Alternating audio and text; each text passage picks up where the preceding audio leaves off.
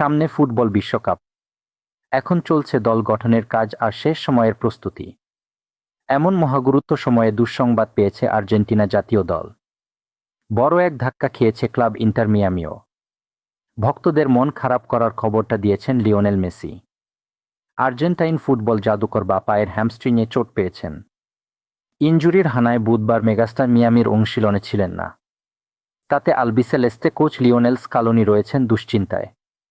চিন্তার ভাঁজ পড়েছে মিয়ামি কোচ হ্যাভিয়ার মাচেরানোর কপালেও।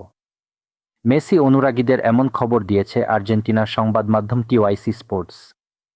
গত শনিবার ইকুয়েডরের ক্লাব বার্সেলোনার বিপক্ষে প্রীতি ম্যাচ খেলেছে মিয়ামি। সেই ম্যাচেই এই চোট পান। মেসির মাঠে ফেরার সম্ভাব্য দিনক্ষণ সম্পর্ক এখনো কোনো কিছু জানায়নি মিয়ামি কর্তৃপক্ষ। আগামী 27 মার্চ রাতে ফিনালিসিমায় স্পেনকে মোকাবিলা করবে আর্জেন্টিনা। অবশ্য টিওয়াইসি স্পোর্টস মেসি ভক্তদের আশ্বস্ত করে জানিয়েছে, এমন চোট থেকে তার আগেই মেসির ফিট হওয়ার কথা। তবে মাঠের লড়াইয়ের জন্য শতভাগ ফিট হতে কতদিন লাগবে 38 বছরের এ মহারতারকার। তার শরীর কতটা সাড়া দেবে, এটা নিয়ে অনিশ্চয়তা কাটছে না সহসাই। মেসি চোটটা পেলেন মিয়ামির প্রাক মৌসুমের একবারে শেষ দিকে এসে। 2026 বিশ্বকাপে খেলবেন নাকি খেলবেন না, এই বিষয়ে মেসি সিদ্ধান্ত নেবেন এবারের এই প্রাক মৌসুমের উপর নির্ভর কর। এই চোটে মেসি সেই সিদ্ধান্ত নিতে নতুন করে ভাবতেও পারেন। মাঠের লড়াই থেকে ছিটকে গেছেন মেসি। এ কারণে পুয়ের্তো রিকায় অনুষ্ঠিতব্য ইন্ডিপেন্ডিয়েন্তে দেল ভালের বিপক্ষে প্রীতি ম্যাচের সময়সূচিতে পরিবর্তন আনা হয়েছে। পিছিয়ে গেছে ম্যাচটি।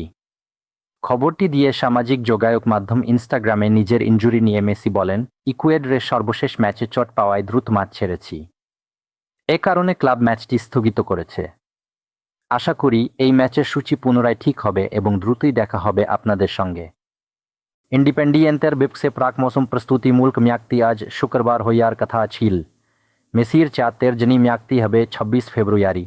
তার আগে 21 ফেব্রুয়ারি আয়ানেজেলেস এফসির বিপক্ষে ম্যাচ দিয়ে এমএলএসের নতুন মৌসুম শুরু করবে মিয়ামি। ডেভিড বেকহ্যামের মালিকানাধীন ক্লাবটি দলের প্রাণভোমরা কাতার বিশ্বকাপ জি মেসির ইনজুরি নিয়ে বিবৃতিতে জানিয়েছে, আগামী কয়েক দিনে মেসির শারীরিক অবস্থা ও তার ফিটনেসের উন্নতির উপর নির্ভর করবে ধীরে ধীরে তার অনুশীলনে ফেরা।